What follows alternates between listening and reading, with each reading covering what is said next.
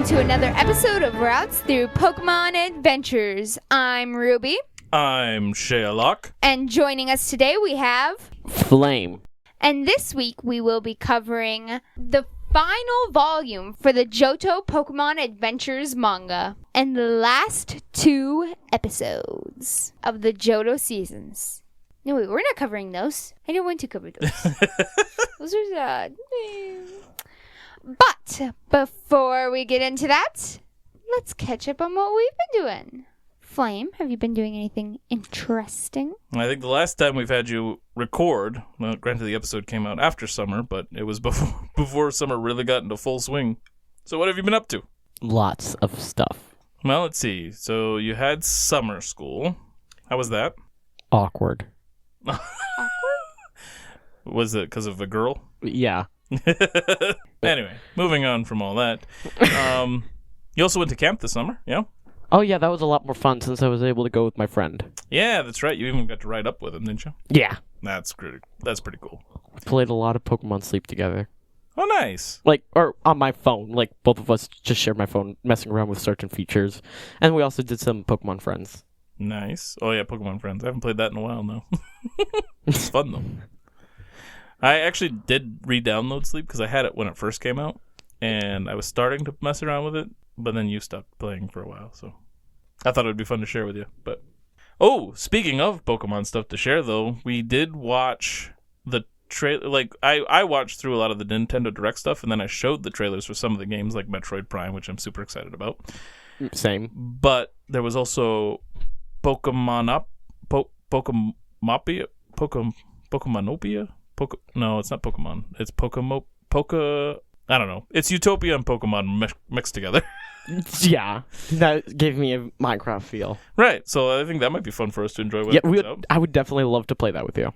Yeah, I'm hoping that there might even be some multiplayer features, kind of like Animal Crossing or something. Oh, I was just kind of thinking of Minecraft split screen. Yeah, maybe. I don't know. We'll have to see. But I'm definitely interested in trying it out. Yeah, especially since you get powers. Pokemon Pokopia. Pokopia. Pokopia, yeah. That makes sense. Yeah.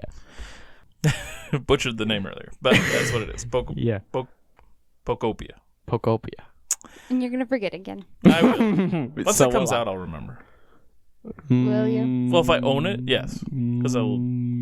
Are you sure? Tell me something else that I've forgotten when I own it and play it more. Your own child. Speaking of, actually, what? I had to take Castle to an appointment today, and we go up and they ask for the birth date, and I don't have to use his very often, so I was like, I had to stop for a second. I'm like, okay, so because I remember the month for sure, and the day because I was on the spot. If I wasn't on the spot, it would have been easy. But I was on the spot. I can remember it right now. Good. And so, I can now too. I can't. But I said the month, and then I got the date slightly off, but then I was like, oh, right. No, it's this one. And because I looked at him, and he's like, shakes his head when I said the wrong one. He's like, no, that's not it. I'm like, right. So I said the other one. And then I needed the year, and so I was starting to calculate it quick in my head, but he just spoke up for me because he knows all his information, which is great. I love it when the kids actually know stuff about themselves, like their birth year and date. I'm so special. Mom remembers all of mine now because she's had to take me in so many times. I've never not remembered yours or Flame's. What about Rosella's? And Rosella. You 3, I have down pat. So but you were the 3 oldest, so. Yay. He didn't have his for a while. He thought my year was his year for a long time. For a while, I switched out Vivai's and Judah's dates on occasion. That makes sense. Right. The month, they share the same month, so. I can remember them because one of them was a friend's birthday. Mm-hmm. And it's actually because that one, I remember the second number of castles. That's how I connect that one. I always remember the second. Just like your youngest sister's has the same complete day. Judah has the same day, just different month as me. That's how I remember his easily. Oh, wow, that's a good tip. Now I'm going to remember that forever. And You're just really close to Halloween, so it's pretty easy. Your day, actually, is the one that I said for Castle today. So, like, I got them switched just a second, But yeah, I always remember Including yours. the year? I didn't say the year. Oh. I just meant the day of the month. I gave the right month for Castle. So, camp was awesome. 4-H fair stuff? How'd that go? Well, maybe you didn't even care about the 4-H stuff. How'd the fair go? It was fun. You split up and did your own thing for a while. Yeah. And spent more money of yours than you were supposed to. I found some of my friends there, and we went on a lot of rides together. Nice. I got a poster for Squid Game. Oh, that's right. I forgot about that. Yeah, overall, it was pretty fun. The light drone show was really cool. Yeah, that was really cool. And now we're into school, and you got registered a little bit later than your sister, so you were a little bit, like a week behind or something, but you've been doing your school stuff. How's that been going? Decent. I was overdue on a couple projects, but I got them in. Are you caught up for today? Not yet. Yeah, you're struggling with keeping your computer charged, though, aren't you? Yeah. Because you keep misplacing things. You better find that cord. I will. I haven't lost mine. Good job. I'd be very annoyed if you did. Are you very annoyed at him? He expects it now. I also don't care about that computer as much as the other one. Can we trade computers? I don't like expecting so much. She also gets to leave it on the table and nobody messes with it. And then I leave mine on the table. She didn't today because somebody kept messing with it. I left mine. I leave mine on the table and everybody's like, get it off the table. That's because your youngest sibling was taking a screwdriver to it? I don't think it was a screwdriver. It was some metal tool of his that he left next to it. What? So, yeah, you leave your computer. What tool did I leave and a next metal to it? tool. I don't think I had any metal tools nearby. Okay, maybe it wasn't yours, but you were messing with it all morning. I asked you to stop multiple times and you said no, so I put my headphones on. And you kept messing with it. And then you left it next to it and went off to work. And that's what Maltese took to your computer and tried to destroy it. At least he wasn't banging, he was only scratching. Yes. On the top. And we don't care if it's scratched up. Gotcha. Doesn't need to look nice, it just needs to work. Yeah. All right. And how's work been going? Oh, pretty good. Thinking about asking for a raise pretty soon. Yep. Still pretty nervous about it. Yeah, I don't like doing that. You're going to ask for a raise? Okay, I think you should wait till like the end of December to do so. Yeah, I've been thinking of waiting until like after And you kind of the got day through I a get year. like, yeah. a year after I work there. Yeah, that's the best reason. Mm-hmm. I want to be hired before you get fired. Oh. That's right. Your birthday's coming up and you're hoping to work at the same place. Probably. I think I'll actually start later, though, because I've got some babysitting jobs lined up. Oh, okay. Sure. But I could get hired and just tell them that that's my start date. So, like, that would work. But Yeah, we're getting close to an interesting break. Like, we haven't even gotten to, like, a full recording schedule yet because we're just kind of wrapping up what we're on and doing a couple special projects. But they should all be lined up to go, hopefully. And so you listeners, will have something to listen to through the end of the year after we wrap up these episodes. Because we only have one more of the normal Season 2 episodes after this one. And then we should be back on... we'll have to do some recording, obviously, before January. But we will have the new Season 3 stuff in January. But there's still a little bit recording left that needs to be done for one, and the other one actually needs all its recording done. And I was waiting on somebody to do something, but that might fall through, so I might have to make another plan for that one. Yeah, I also still need to edit my YouTube video so I can finally get another one up besides that one video. Yeah, so like we advertised that at the beginning of summer, and there was supposed to be a lot more by then. There's not. Sorry. Yeah. anyway, now that we've done all that, let's just dive into our manga. Woohoo! Let's do it. Yay! The Last Battle. Adventure 167. The Last Battle 1. And it's one because every chapter in this last volume is called The Last Battle, which is interesting because so far, in the original Japanese versions, I think all of the chapters have been just called verses and then whatever the featured Pokemon is that gets battled. So like versus Ariados, versus Growlithe, things like that. Fancy. Whereas in the Japanese version, this volume, they finally break away from that pattern and do call it the last battle. 1, 2, 3, and so on. So finally the names of the chapters in English and Japanese kind of match. Well, that's nice. Because in the English ones, we just get all kinds of fun little alliterations and puns and things. Yeah.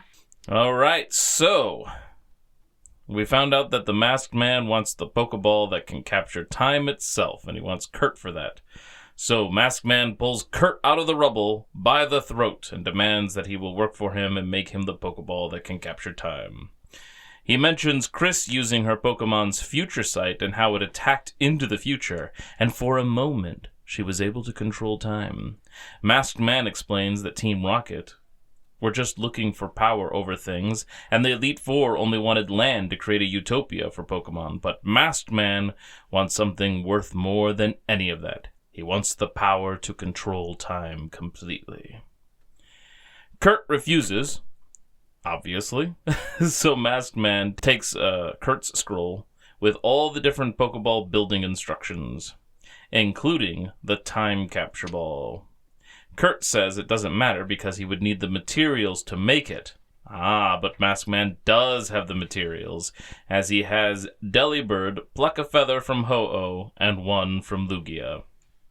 Gold pushes against Masked Man's ideas and asks him the same question he asked Gold a while back about what Pokemon are to him. Gold doesn't think they can just be tools to Masked Man, but Masked Man says that they are just tools, and when Gold attacks, he gets banged up pretty bad. Then Masked Man leaves to go find the Crack of Time, which is the gateway for the time travel Pokemon.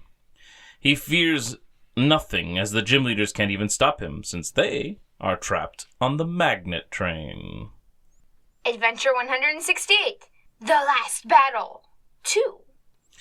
On the magnet train, the gym leaders are battling a ton of Team Rocket grunts with the half-masks. Claire realizes they're being controlled. She believes it is someone there with them, and since Blaine was missing for a bit at the match, she thinks he might be the one. They were supposed to battle each other, and Claire wants to do it now and settle this. Blaine accepts and sends the rest of the leaders away. While battling Rocket, Erica realizes Misty has some feelings to work through. Claire hasn't heard from her brother for a year, and he used to check in regularly. And the end of the communication happened after Blaine fought him. Blaine realizes that she is talking about Lance, who she then explains is her senior gym mate and cousin, so not really a brother. Mm-hmm. Lance's father didn't become the next Blackthorn gym leader instead of Claire's father because he had fallen in love with a woman in Viridian City. That's why Lance left town too. So Claire sends a big attack with her Pokemon, but it is countered by a shadowy and powerful Pokemon behind Blaine. Entei. Blaine tells Claire that he thinks Lance is still alive, and then he rushes off alongside Misty. Then Lieutenant Surge runs into our good friends Harry, Al, and Ken, the three that battled Eusine way back. Mm-hmm. Eusine and Chris, right? Yeah, but Yeah. mostly Eusine. The ones who lost the Silver Bell? Yeah, the Clear Bell, yeah. Surge is annoyed with the trio because he left them in charge while he was gone, but they don't even recognize his voice while they're being controlled. Then Surge has a saying that is an anagram that spells out rocket. Giovanni used to say it to them all the time, and it snaps them out of the mind control. The saying was, "Raid on the city, knock it out. My loyal, evil tusks." So raid on, city, and knock, evil tusks. A weird saying to try to come up with rocket, but whatever. Yeah. I'm kind of interested to find out. I wonder what that was supposed to be in the Japanese version. Oh, I bet it was made more sense in Japanese. It might. We'll see.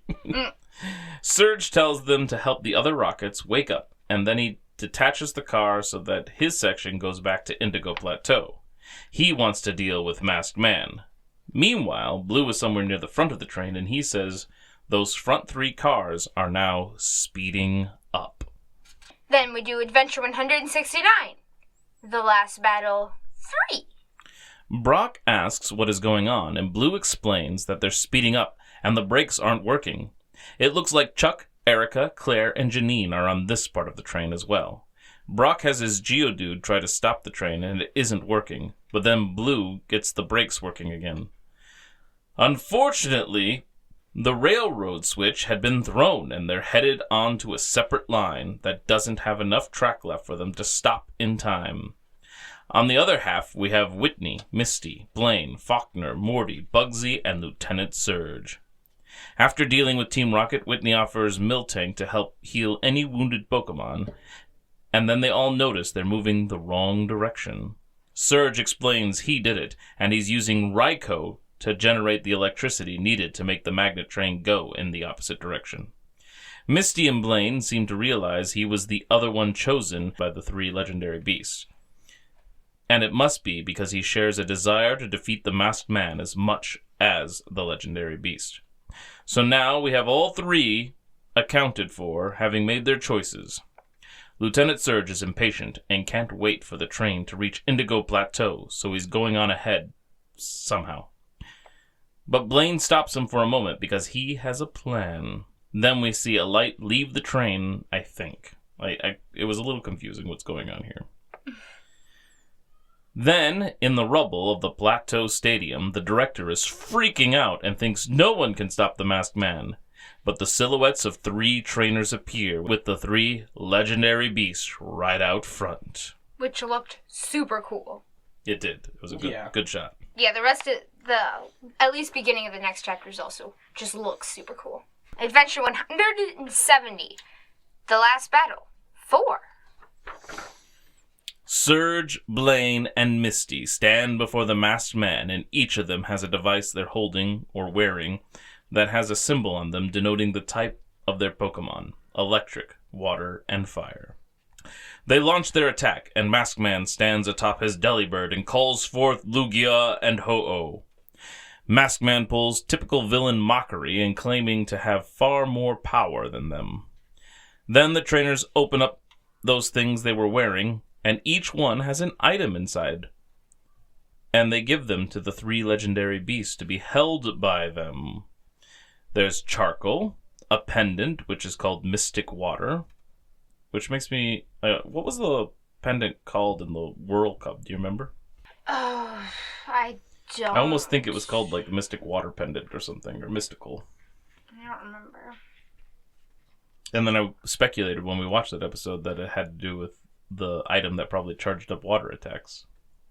Oh, yeah. You were right. It is the Mystic Water Pendant. Nice! So yeah, that was supposed to be the item that charges up water stuff. Very cool. And there's a magnet for the electric Pokemon. These are the items that charge up those move types that you can get in the game. Misty explains that Suicune, with Starmie translating, told Misty what happened 9 years ago.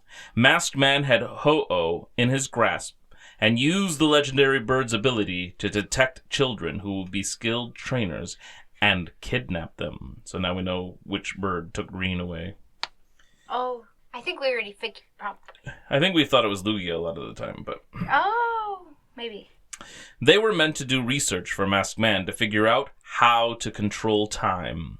The 3 beasts were enraged at the way Masked Man used Ho-Oh. The 3 beasts fought Masked Man and freed Ho-Oh from his control, and as punishment, Masked Man sealed them in that corner of the burned tower, where they were later freed by Yellow. Masked Man claims they can't keep him there, but then, it turns out, they are within Suicune's crystal wall that people can't walk through. Then we cut over to Professor Elm and Joey wondering what happened to the broadcast from Indigo Plateau. Elm fears Gold might have been killed, but Joey says that isn't possible. Gold always gets back up, no matter what. It's just the kind of guy he is. And we see him, Gold, laying down, out cold amongst the rubble. And a finger twitches. Gold is just really cool. I really like Gold a lot. He is cool. He's a lot like you. Now, Adventure 171. The Last Battle 5. There seems to be a theme? A theme here. It turns out the crystal wall is around Masked Man's body. If it closed all the way in, he'd be chopped in half. Misty is inside the wall, and Surge and Blaine are outside of it, where Masked Man's top half is.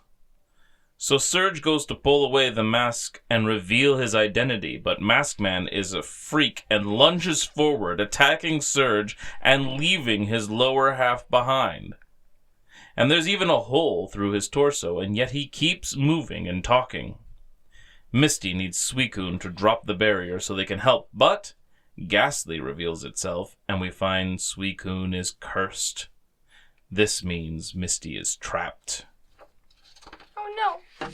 Wait, isn't Curse where Ghastly splits half of its health to put basically poison, uncurable poison on the other Pokemon? I'm not really sure.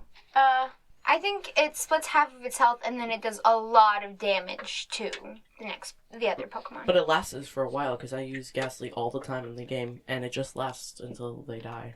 Interesting. Or get knocked out. I've been cursed before, but I killed the Ghastlies too quickly to find out what it was doing to me. Then Masked Man's legs kick Misty and she collapses, and so Masked Man has Ghastly take care of the rest. The top half of Masked Man flies up with Delibird, and Misty is going to suffocate inside the crystal wall.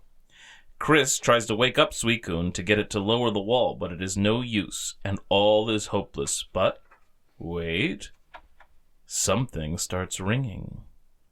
There is someone else inside the wall. Whoever it is doesn't like the way Suicune was treated and sends a Haunter to beat up Ghastly, while an Electrode is tasked with bringing Misty and Suicune out of the barrier.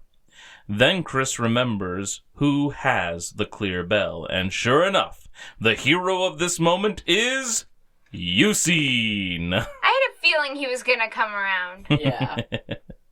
Wherever Suicune is, Eusine will show up somewhere. Will eventually show up. Yep. With Misty taken care of, Chris wants Gold healed up too. She rushes over where his body was, but he's not there.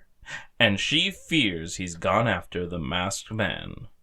The other gym leaders that were left behind on the back half of the train finally make it to the Indigo Plateau. The director explains that the Masked Man is incredibly strong and kept moving even after losing his bottom half and getting a hole bored into his stomach. Whitney is shocked. What the director explained was very familiar to Whitney, and she knows who the Masked Man is. But do they tell us on the manga? No, because then we cut to Typhlosion running along a path with Gold clinging to his back. They're not going to lose Masked Man, who's flying above them while he's pulling feathers apart to make string. Masked Man declares that he will finally get to see them again. His Lapros and his Lapris. And I had to wonder, is this like Latin or what? That's because it looked Latin. These words.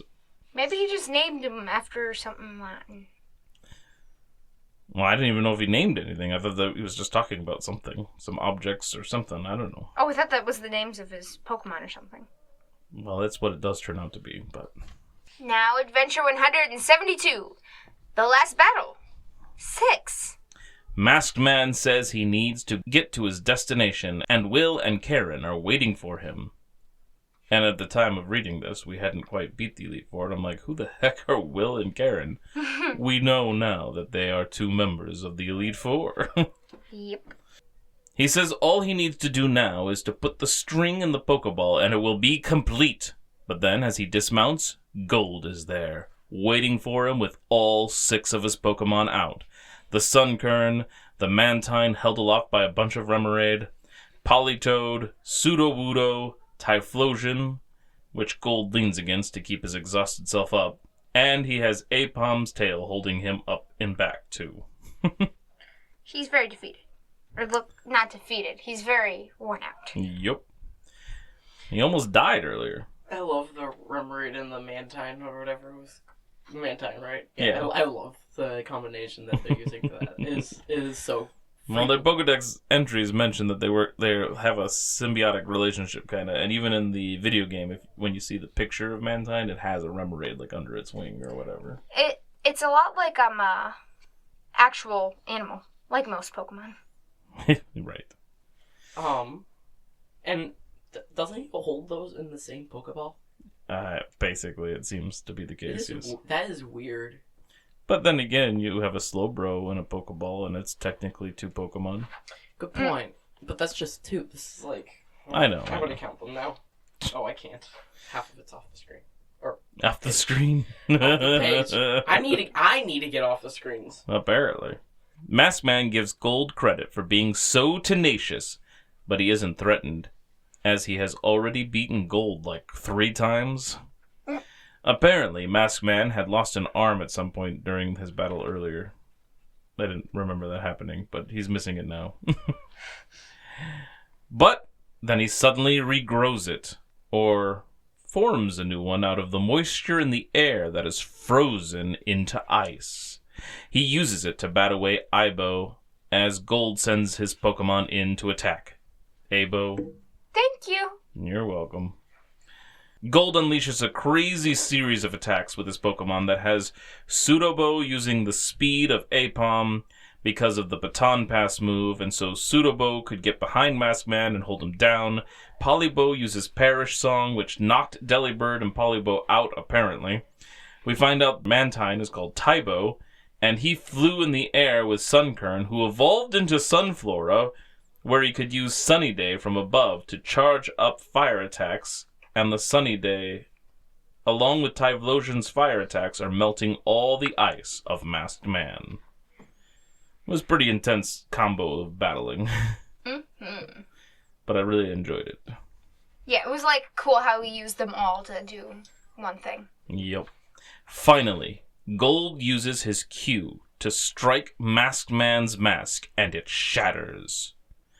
Once again, we do not get answers, however, because we move back to Indigo Plateau.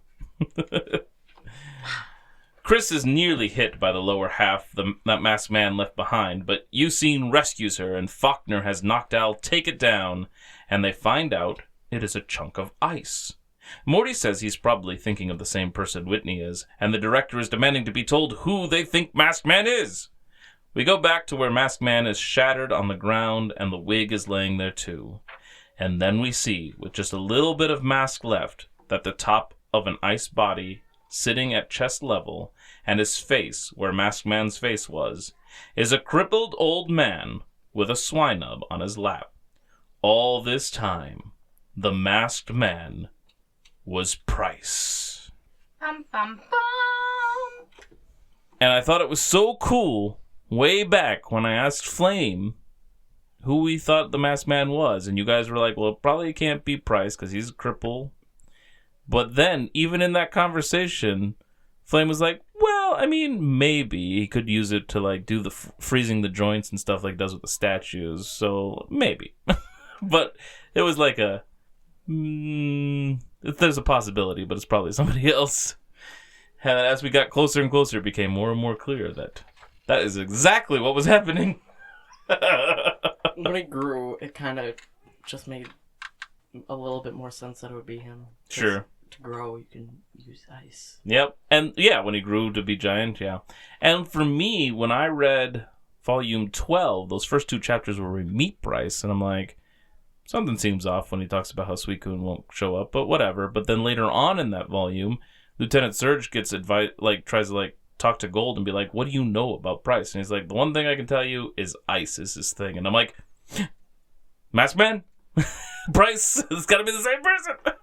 Can we encounter the Masked Man a couple times before, he started becoming a big thing? Yeah, we encountered him in the forest. Yeah. Where he wanted to see the light coming from the shrine. But then he got interrupted and he was very frustrated. Yep. Which we'll get more into in just a bit. Now that we know who the Masked Man is, Adventure 173. The Last Battle, 7. Green has reached her destination with her Snubbull. It is supposedly the place where the Masked Man will be headed. Ilex Forest. She needs to get to the shrine at the center, but then a voice mocks her and suggests she'll not find it in that maze-like forest. Apparently, there was a couple of people there, a man and a woman. It's Will and Karen again. The crazy people. And what's fun about them is they have an Umbreon, which must be Karen's because she's the Dark-type trainer. Karen says she recognizes Green's smell and is sure Green was one of the masked children that were kidnapped all those years ago as well, which means that Will and Karen had also been among the masked children. Will and Karen are there to guard the forest for the Mask of Ice, as they call the masked man, who will finally capture time. They attack Green with a Johto, which would be from Will, who uses Psychic-type Pokemon, which freaks Green out, because, birds, flying-type Pokemon. Will mentions that Price was very angry that Green stole the 2 feathers. It took him years to recapture Lugia and Ho-Oh, so we could get new ones. But Price will be there soon, they say, and they just need to keep her away from the shrine, which is easy since Johto is cornering her on one side and she is terrified of it. And they surround her on the other sides.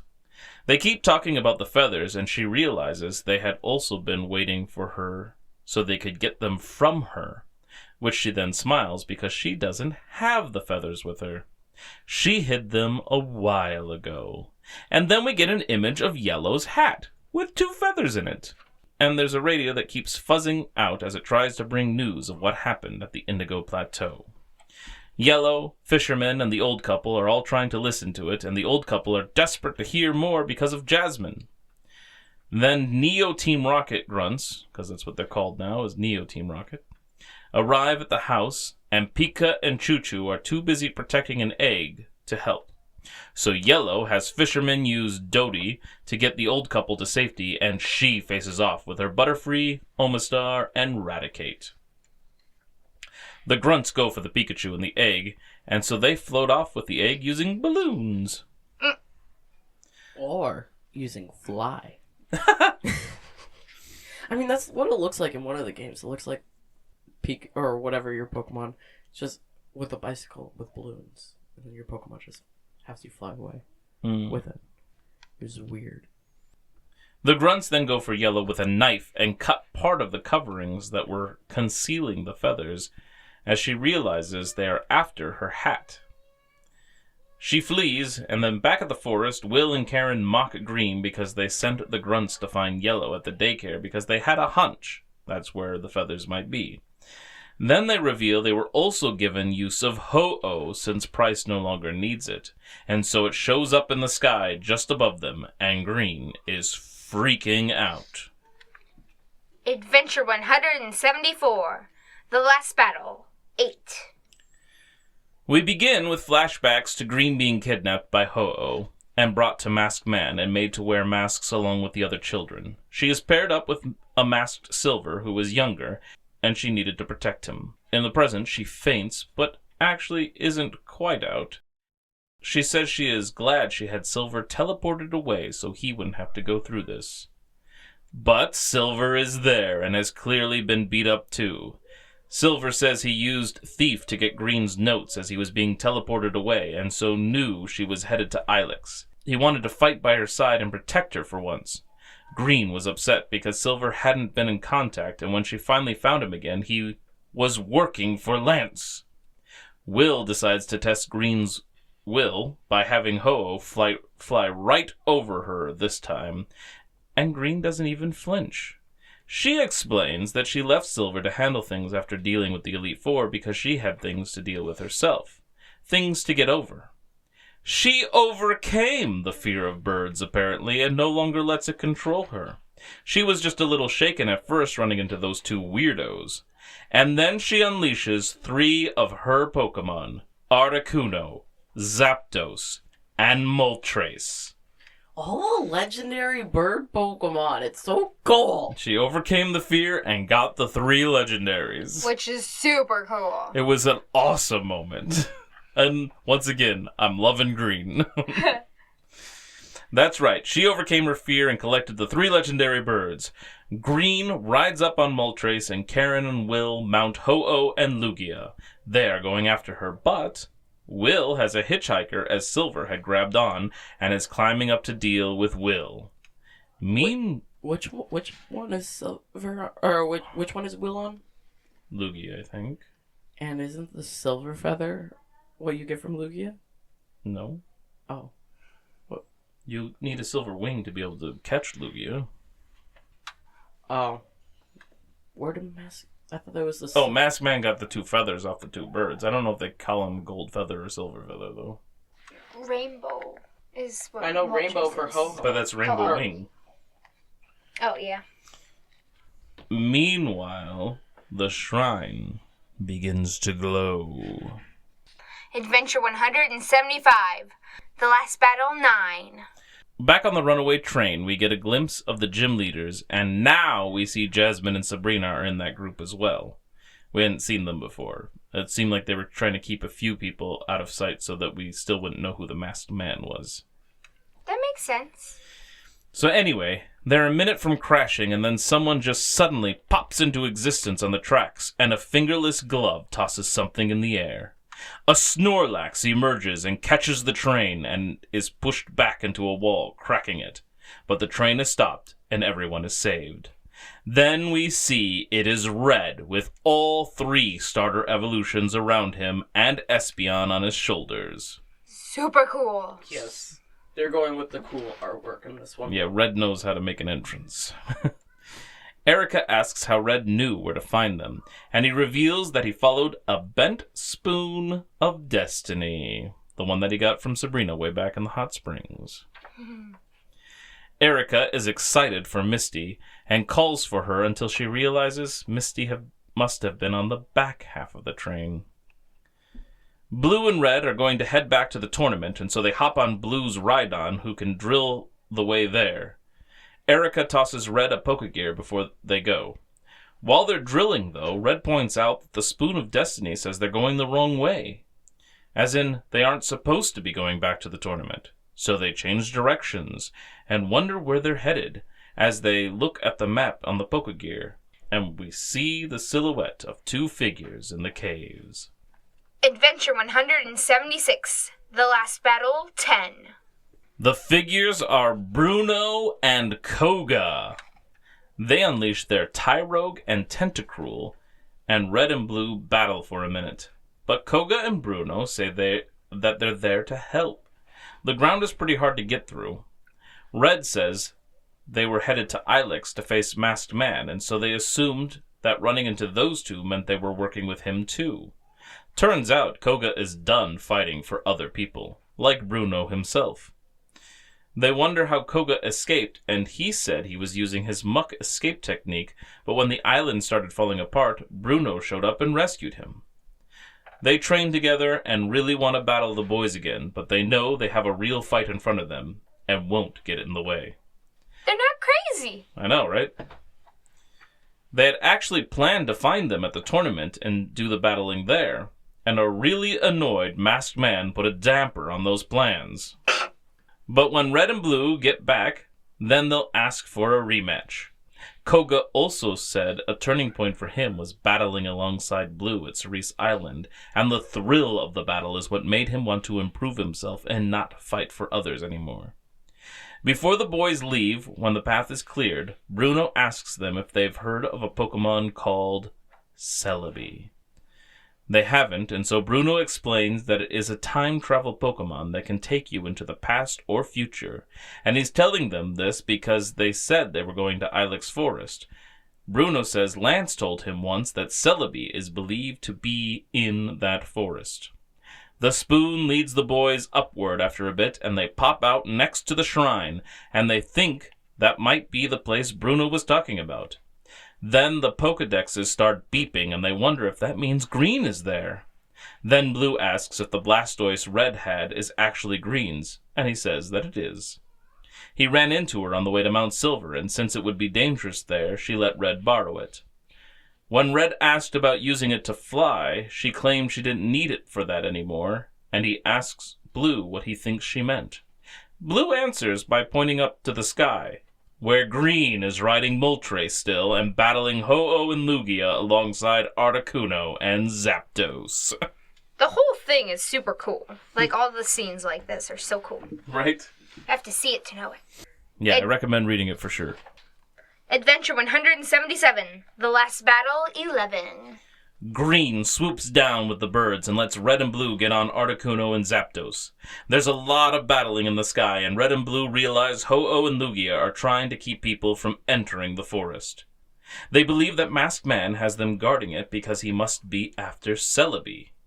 Green gets over Ho-Oh and sees Karen is gone. Turns out she grabbed onto the bottom of Moltres and then pops out on top and brings out Umbreon for battle. Green meets it with Snubbull, but as the sun sets, Umbreon uses an ability that almost blasts Green off of Moltres. Silver reaches Will and tries to appeal to him. Turns out that was a mistake, since Will and Karen are not like Green and Silver. They weren't kidnapped. They had beaten every opponent and were bored, and so they begged to be trained by Masked Man. Even the crazy battle happening right there on the legendary birds is a game to those two. Silver is actually happy to find that out because he had been holding back, thinking that they had suffered and been victims as well. Now, he doesn't have to, and he totally takes Will out. Will calls Karen and says they should just leave because all the others there are too serious and it is no longer fun. Oi. Then we cut to Yellow, who has lost the grunts and wishes to catch up to Pika, Choo-Choo, Mr., which is what she calls fisherman, and everyone. But she's also wondering why they were even after her hat, and what is rustling in the forest. Adventure 178, The Last Battle 12. Gold has his cue pointed at Price like he's threatening with a sword. He tells Price he ain't going anywhere. But then two Pikachu arrive on balloons, and Price grabs them with an icy hand and demands Gold drops his cue. Back at Indigo Plateau, they all discuss Price being the evil gym leader and how his cane has a special Pokegear where he could watch and communicate with his Pokemon, and his Ice Doll double he created, which is how he was battling Ho-Oh while still at the tournament. Back to Gold, he drops his cue to save the Pikachu and their egg. Then he's gripped in an ice hand, and Price says he would normally kill Gold since he's seen his face. But it doesn't matter, since Price will be popping off to a different era of time soon. Price has finished the GS Ball and is ready to head for the crack in time. A battered Gold collapses as fishermen and the daycare couple arrive. A weird list that says the fighter, about Pokemon battling. The healer, Pokemon healing. The catcher, Pokemon capturing. The evolver, Pokemon evolution. The exchanger, Pokemon trading. Oak has noticed that everyone who has gotten a Pokedex has a special skill that sets them apart. Red, who won the championship, is the fighter. Blue excels at training and is the trainer, which wasn't even listed in the first part of it. Yellow is clearly the healer, and Chris is certainly the catcher or capturer. Green and Silver are the evolver and exchanger. Gold flips out because he isn't even mentioned and thinks that Oak might be suggesting he doesn't have a special ability and so he should probably stay out of the battle. That's kind of sad. Right? But the list was kind of cool. It was cool. Yeah. Then Pika and Choo-Choo's egg starts to shake, and Fisherman finds there is another page to the letter. As the egg hatches, the rest of the letter mentions a seventh ability, the Hatcher. And just so, Gold has now hatched 2 eggs, because he did Togepi before, and now Pichu emerges from this one. And when Pichu comes out, he's got the little tuft of hair that kind of looks like Gold. Yes, he does. So Togepi comes out and he's all ferocious, and then Pichu comes out and he's got his little tuft of hair, and he doesn't look like happy about the situation either. Yeah, he looks serious about it. Yeah. When he hatches Pokemon, they take his traits, it seems. Which is funny. Then a light covers Gold and Pichu, and it might be coming from Pichu, and they lift off to go battle Price. Back at the Indigo Plateau, Misty, Surge, and Blaine are too beat up to keep going. Suicune still wants to get involved in the final battle, and so it gives Chris her earring back and chooses her to be the next trainer.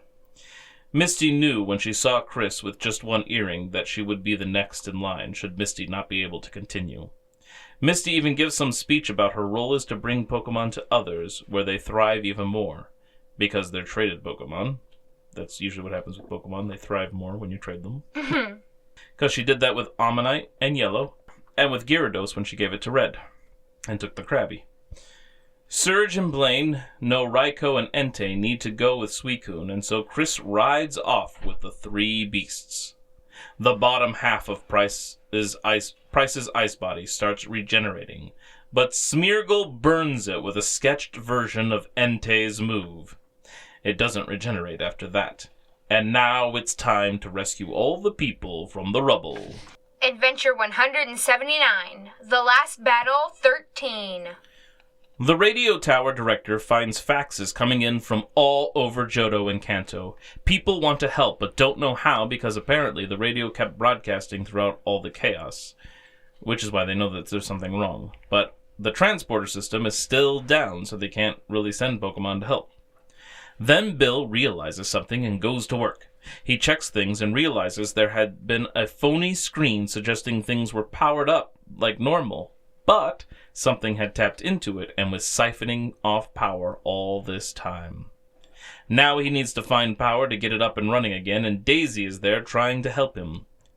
Bill finds that the energy Raikou put in the train to make it go back to Indigo was still charging up the train, and so Bill taps into that energy and has the radio tower director broadcast the need for Pokemon, and that the system is operational once again. And they all need to send all their Pokemon to Azalea Town, as that is the closest to Ilex Forest. A flood of Pokemon pop out of Azalea Town's Pokemon Center, and then we're back in action with Red, Blue, and Green. And when the flood of Pokemon is coming, it's super cool. And there's, like, little details in that picture. And, like, you can tell, like, really tiny Pokemon in there. It is pretty sweet. It's super cool. Like, there's, like, a little tiny Arcanine in there. I also like how there's another mention about the Pokemon fan club again here. Where, like, the guy that we saw before, the Alakazam Kadabra Abra guy. Who didn't want Pokemon to evolve. Right. Like that episode with Jesse and James, or Jesse being like, my future team's gone forever. And he's like, every other Pokemon fan club, we need to send our Pokemon because they're crying for help. Yep. So, I like that, how the fan club is mentioned again. Right, so he plays a big role in getting some of the people to send their Pokemon too. Yes. Definitely. And then we're back in action with Red, Blue, and Green. Green falls from the Moltres and is caught by Blue and Zapdos. They need to get close to Ho-Oh and Lugia, but they can't seem to. And then they see the horde of Pokemon rising up out of Azalea. All those Pokemon were enough to free Ho-Oh and Lugia from Pryce's control.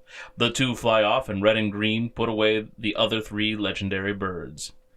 So then Red gives Blue and Green back their starter Pokemon, like the Blastoise and Charizard, and they all release them and head in for the last battle. Will tries to get out of Dodge, but Pryce won't let him flee. And then Silver, Red, Blue, and Green all show up. Then Chris jumps in and Yellow shows up, and Expo pops in with Pika and Choo-Choo, and is just missing Gold. But all 3 Johto starters are there, along with the Kanto starters, and Silver tells Pryce it is time for his ambitions to be put to an end, and Chris worries that Gold might be dead since she knows he had gone after Pryce on his own. Oh no. Trivia time! Supposedly, there are 3 Gen 3 Pokemon that can be found within the horde of Pokemon that come to help. I only found 2. But do you see any of them? Wait, 3 what? Gen 3 Pokemon. Pokemon that are not from Kanto or Johto.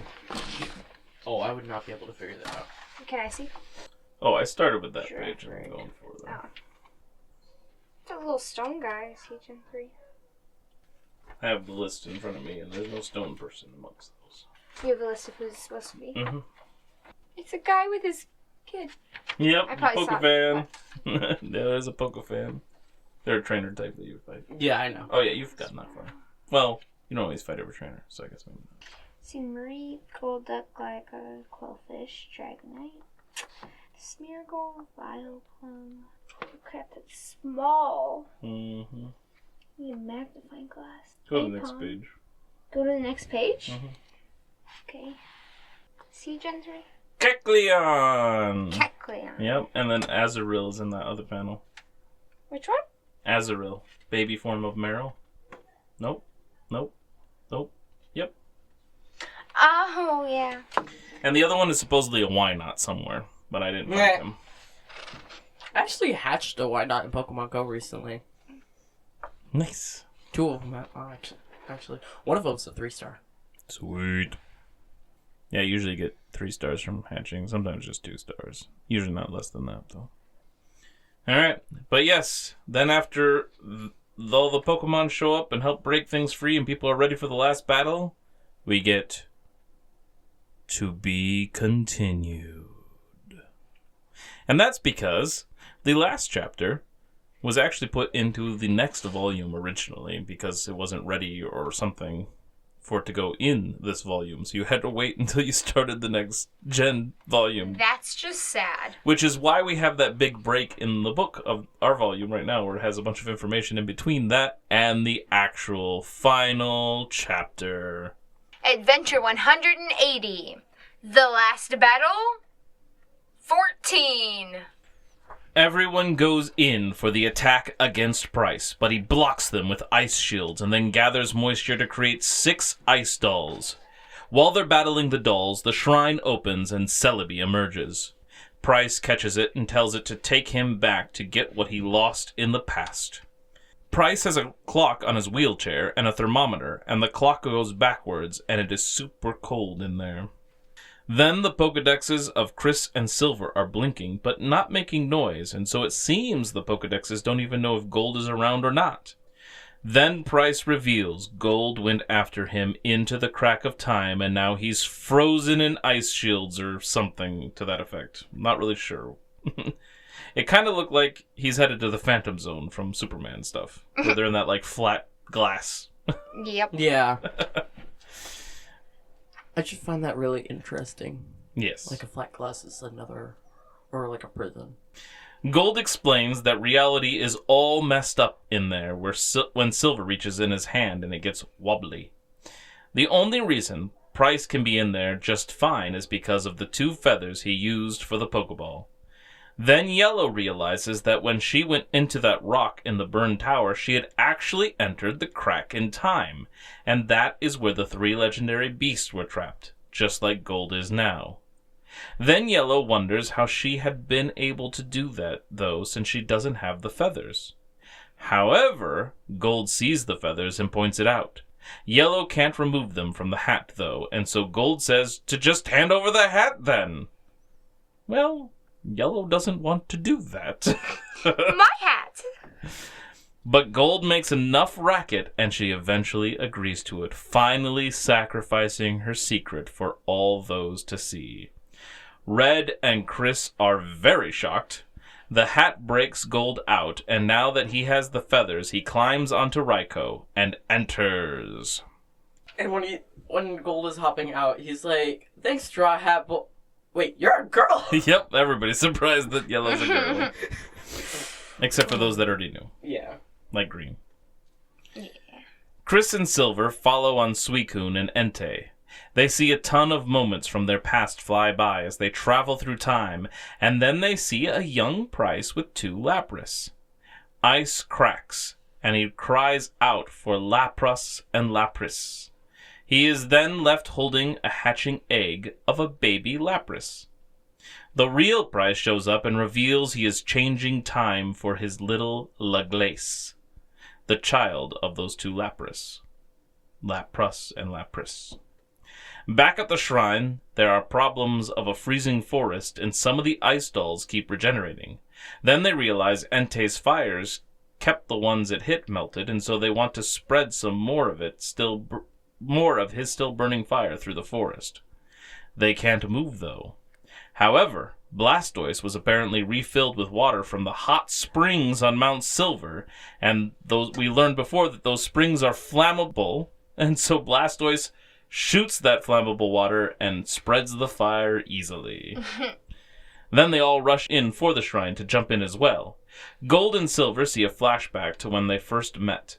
Gold admits to jumping to conclusions and then apologizes and says he doesn't think he's going to make it back out of the crack in time. Gold gives Chris and Silver the feathers and then dives in after Price into his past.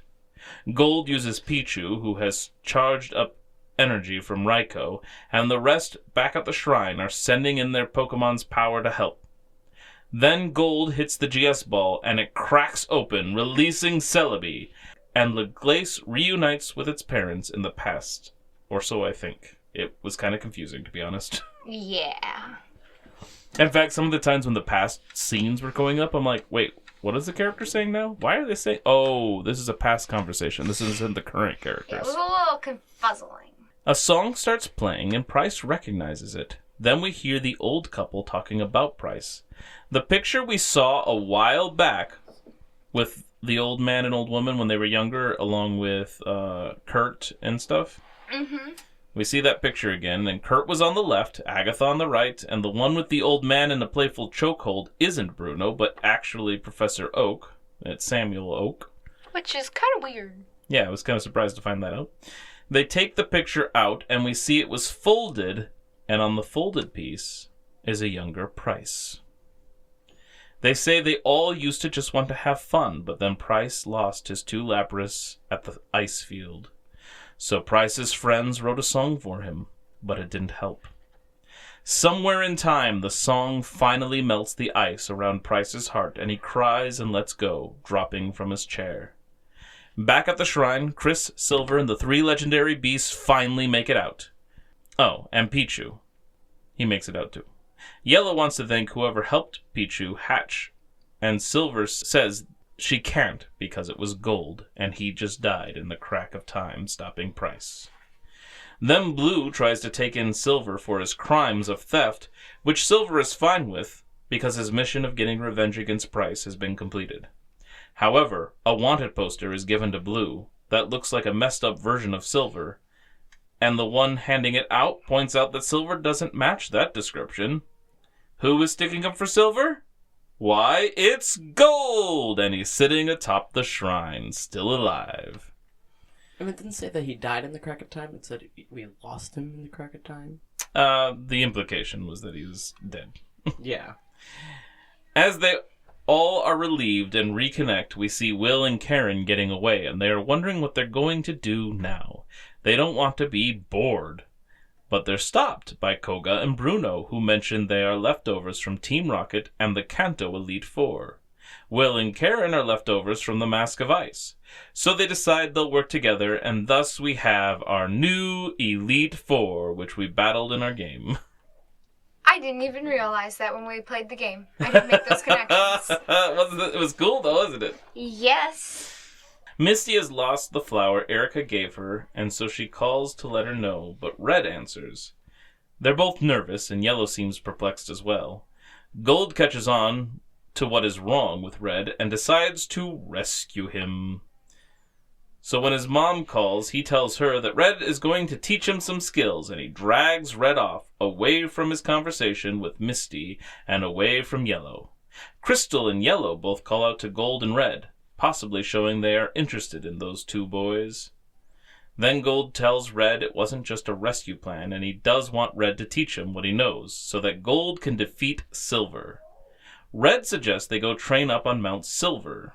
And so then we have a series of panels that kind of catches us up on what's been going on with everybody now that this is all done. So we have the DJ Mary and the director of the league and everybody, and says, due to the wreckage at Indigo Plateau, the tournament is cancelled, leaving its mark on history as the tournament with no champion. As for the Kanto versus Johto gym leaders match, Claire reports that she lost the unofficial 7th match on the Magnet Train, so with 4 wins, 3 losses, and 1 draw, Kanto was declared the winner. And that's on a panel with a bunch of the gym leaders, and then more gym leaders on the next panel. All this naturally causes the number of trainers who attempt to earn badges from gym leaders so they can enter the tournament to skyrocket. And so the leaders find themselves busier than ever. And then we get a panel of Bill, Chansey, Vulpix, and Daisy working together. Having learned of the Mask of Ice scheme to master time travel, Bill sets out to harness the same power for the good of humanity and Pokemon, specifically to incorporate it into his transporter system. His new research is garnering much support, which is how he eventually makes the time-traveling trading system. Yes, which I have never used. Your game has, though, because I've done it for you. Raikou, Entei, and Suicune went to seek their master Ho-Oh and vanished again. Ho-Oh and Lugia are once again legendary. The Rainbow Wing and Silver Wing have been lost, perhaps forever, and unless they're found, the Ilex Forest Shrine will never be opened again. So the story of the Mask of Ice who shook the Johto and Kanto regions to their bedrock comes to a close. And now we get some like normal game looking text from when you start the game, and it's like, what time is it? Can you take a look at the clock for me? Where's the hour hand? And then your like little choices, and it shows it's like 10 o'clock. What? 10 o'clock? And the minute hand? At 35 minutes. 35? You sure it's 35? 10:35? I can't believe this. So that's how we set up our time in the game.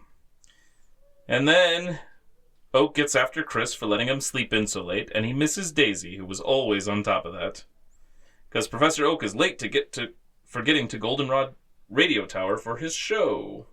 And then Chris hands over the completed Pokedex. Oak is happy to have it, but doesn't have the heart to let Chris know there are a lot more out there to catch and discover now.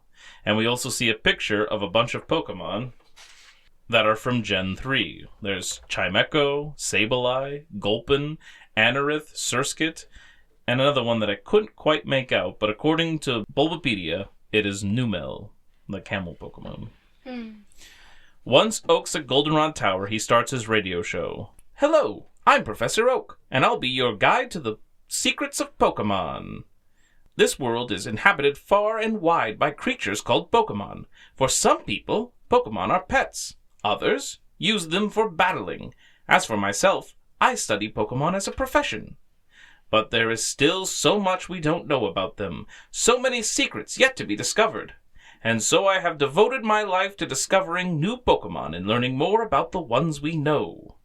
So throughout those panels, people are listening to the radio and stuff, and we see the old couple with an egg, and there is a Wynot in that picture.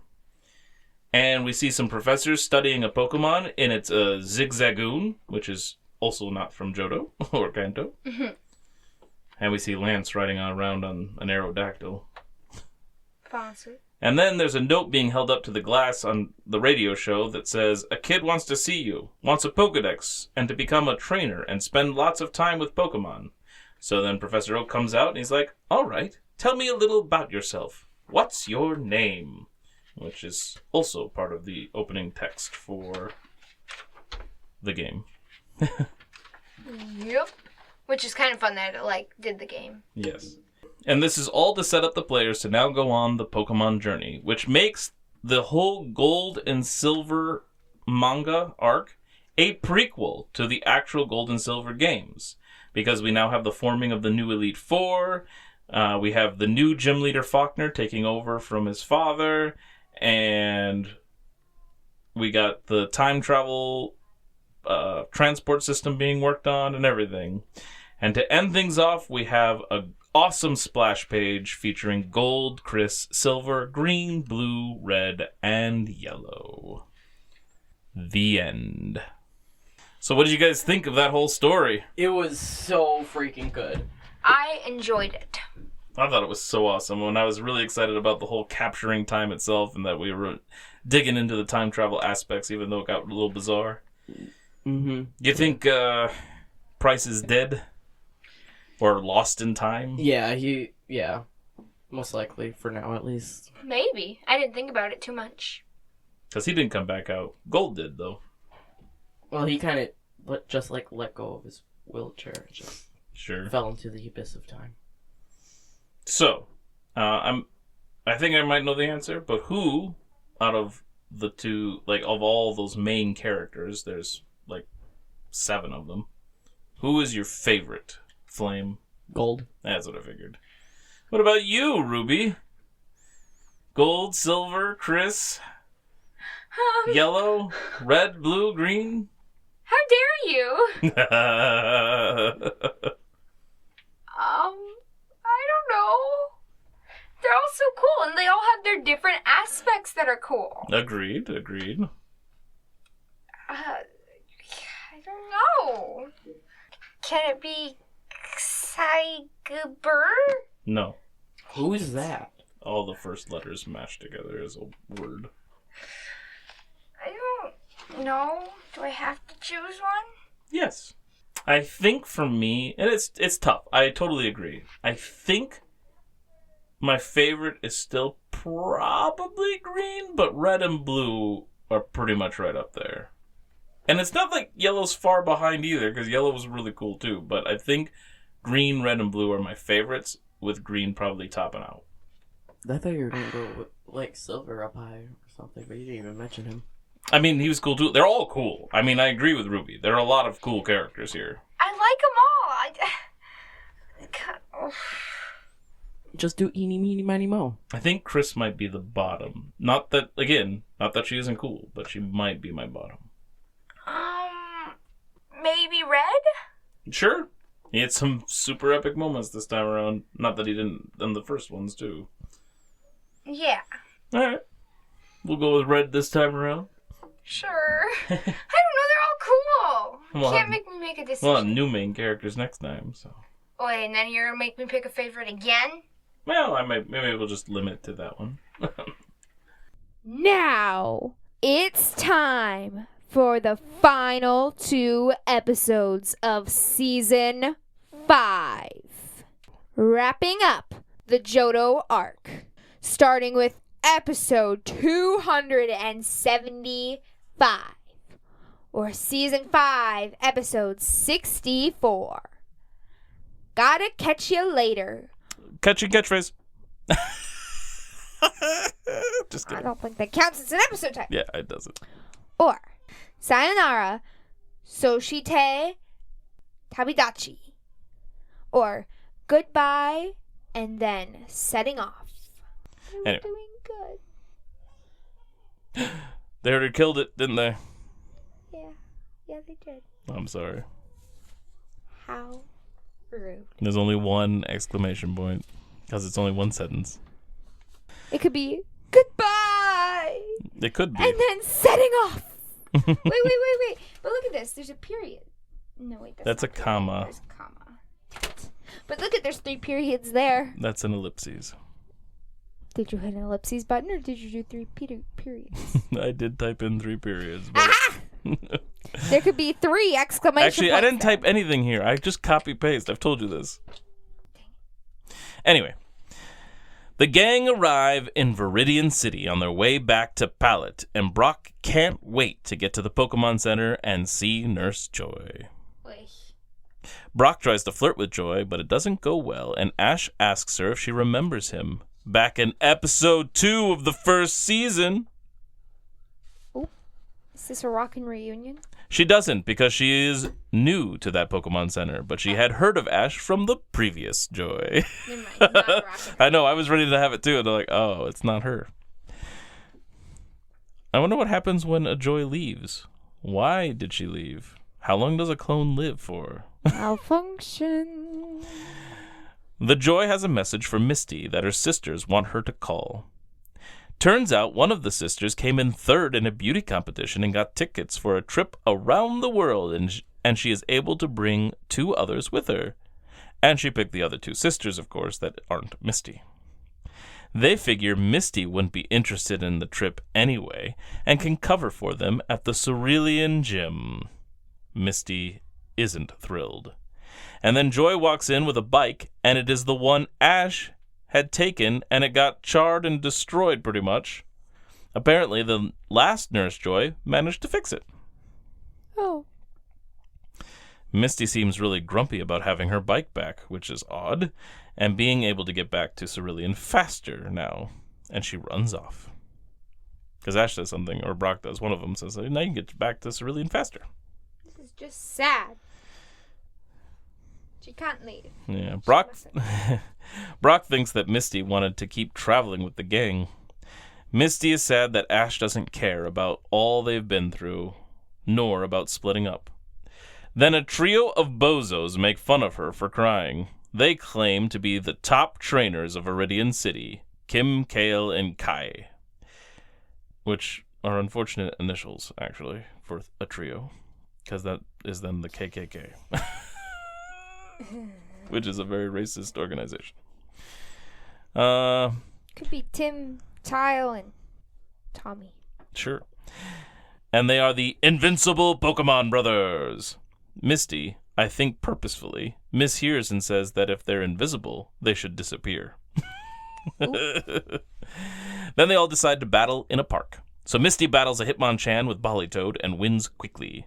Then the other two brothers send in Hitmonlee and Hitmontop, even though the bros said it would be one-on-one.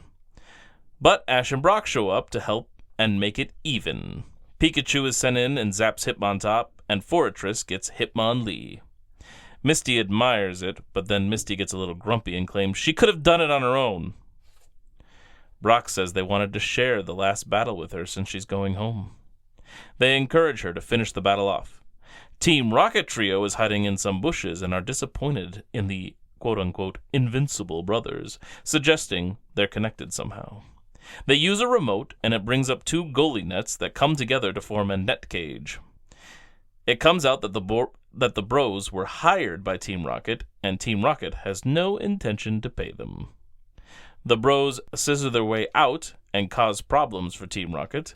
Then the gang send in their Pokemon to get Team Rocket and send them and the bros blasting off again! Ding!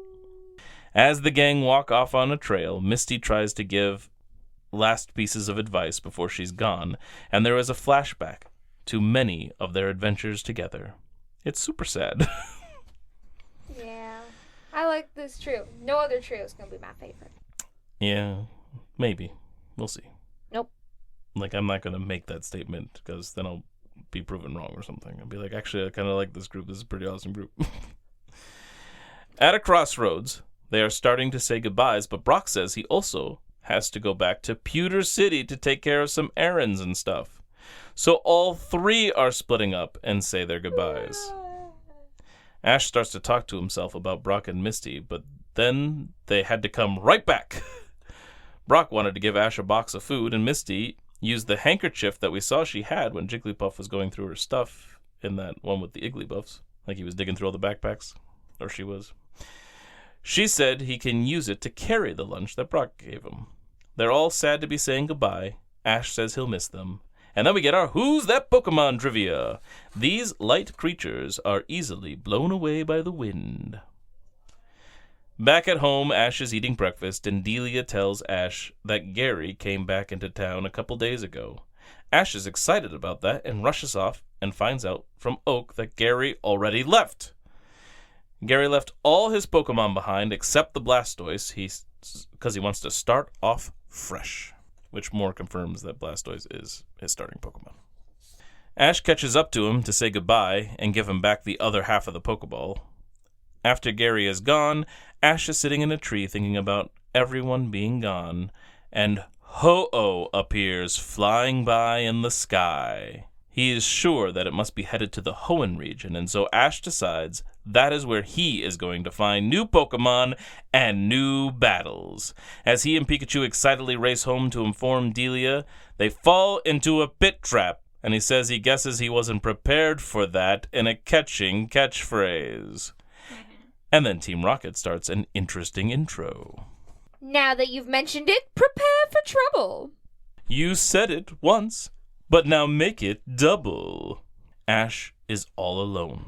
But not really. He has the gifts from his friends, and he uses the fork from Brock's picnic stuff to help climb out of the pit, and the handkerchief he gives to Pikachu to help him breathe since Team Rocket sent a smoke screen down into the pit.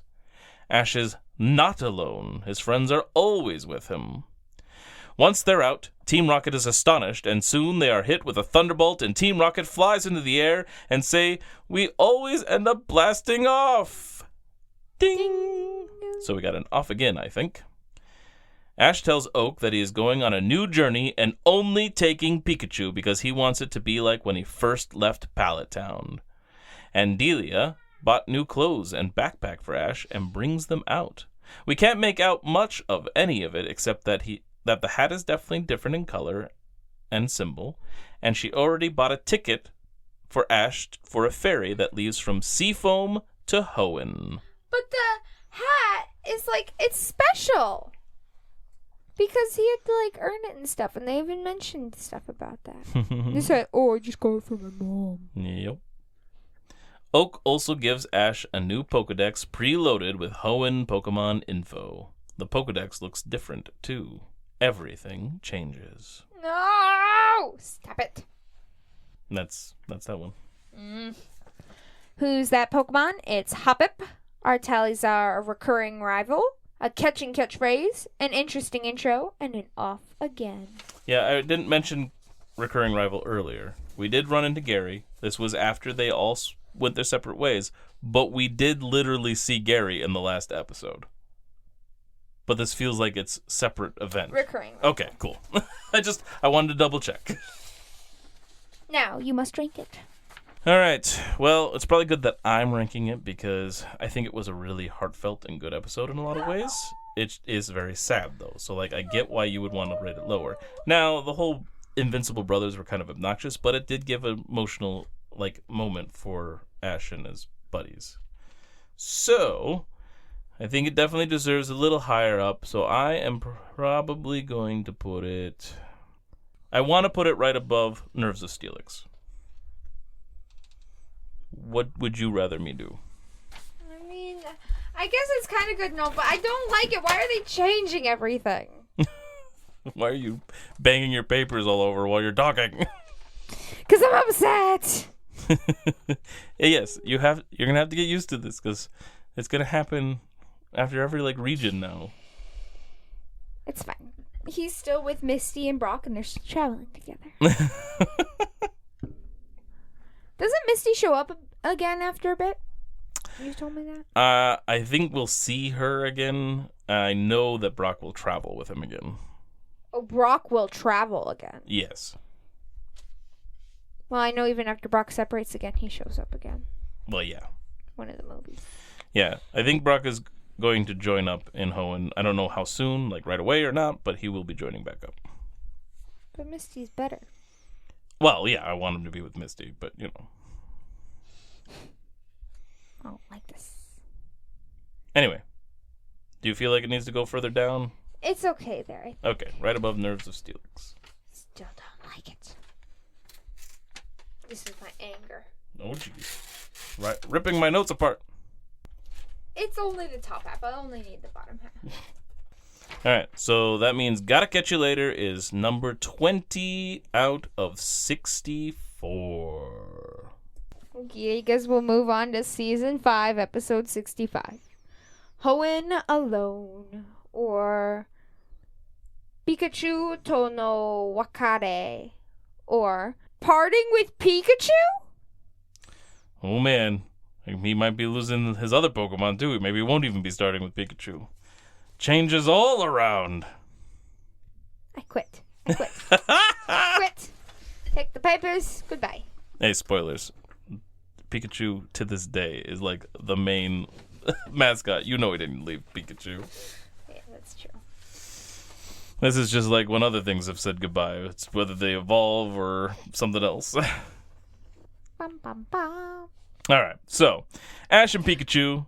Are you saying Pikachu evolves? Oh, I said that's sometimes when they say goodbye. Ash and Pikachu are on a ferry and swimming in a pool on the ship as they head toward Hoenn. Okay, I could clarify. So we had a goodbye for a couple Pokemon that evolved. We had a goodbye for Butterfree, who actually left. That was the first one, but then they like play up on that on other episodes where they're like, "Oh, bye-bye to this." And they even had a bye-bye Pikachu, but did he actually leave? No, he didn't. And then we had a goodbye to Psyduck because he evolved into Golduck, but he didn't really, and it was still just Psyduck all along. Mm-hmm. So this might follow in the same veins as the Golduck and Pikachu, other goodbye Pikachu. Anyway, Ash and Pikachu are on a ferry and swimming in a pool on the ship as they head toward Hoenn. I noticed that Ash is then in swimming trunks, and therefore he's not dressed in his normal clothes, but he has also not put on his new clothes yet. Ash asks the captain when they should be reaching Hoenn, and he claims that if they stay on schedule, then it should be the next evening. Meanwhile, Team Rocket is spying on Ash, and they think getting Pikachu will be easy without Ash's friends around. Now we see Ash is sleeping, and we get a look at his hat again and his new backpack. But he's only keeping on a black shirt at the moment, so we don't get the whole outfit still. While Ash is sleeping, Team Rocket uses a mechanical hand to come in and steal Pikachu, and Ash wakes up. He rushes out, and we see his black shirt isn't the same black shirt. So this is also part of the new outfit, but we're only getting a piece of it. Because there's like an orange or red stripe on it, which he did not have before. And I also noticed his gloves are different, too. He runs into the captain and explains that someone stole his Pikachu.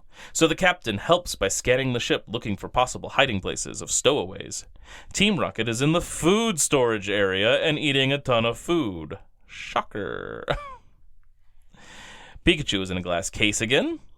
Then Ash and the captain show up, and the captain asks who they think they are. Well, Team Rocket answers, of course, with an interesting intro. Prepare for trouble on land, air, and sea. And make it double. The trouble's on me. And then they wrap it up with an outstanding outro. Team Rocket rides the waves at the speed of light.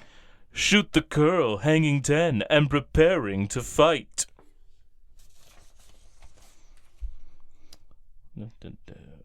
The captain sends in Machoke, and Ash goes for Bayleaf.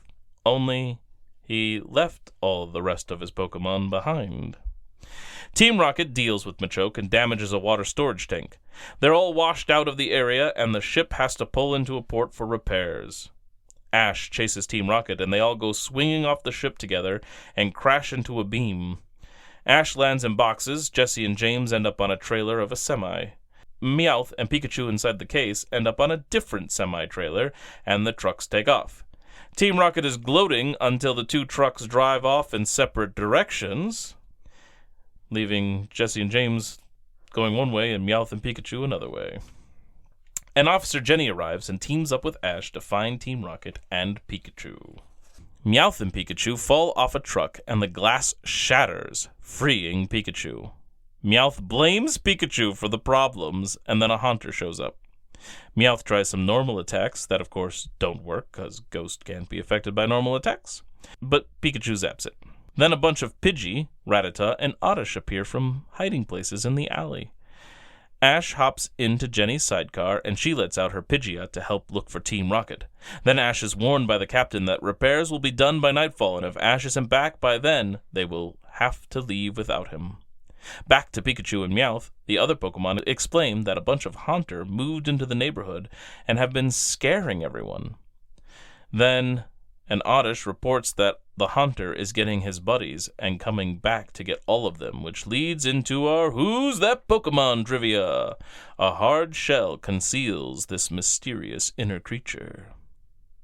Jessie and James are looking for Meowth and Pikachu from their hot air balloon. Ash explains that Pikachu, his first partner, and why it is the only Pokemon with him now.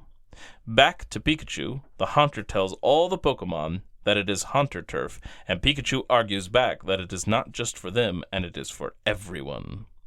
Pikachu is going to stand up for all those Pokemon. Pikachu zaps the 4 Haunter, and they fly off. The protected Pokemon wants Pikachu and Meowth to stay with them forever, and they want Pikachu to be supreme leader.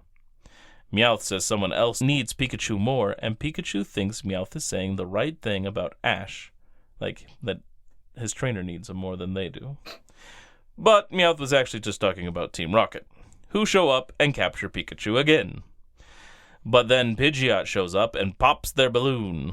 Pikachu is still trapped in a metal band, and Team Rocket turn their magnet back on, and barrels go flying while Ash tries to pull Pikachu back. This exposes some hiding Haunter who are not pleased, and Pikachu is attached to the magnet until a Rattata shoots in and breaks him free of the metal band. Team Rocket isn't giving up, but then the Haunter show up and explode the magnet, sending Team Rocket blasting off again! Ding! Then Ash is back on the boat, and Team Rocket is trapped to the side with their magnet. and they're on the side, and they say they are floating off again. The next day, Ash steps out onto the deck in his new outfit, full on. Hat, jacket, shirt, gloves, everything. Shoes, probably.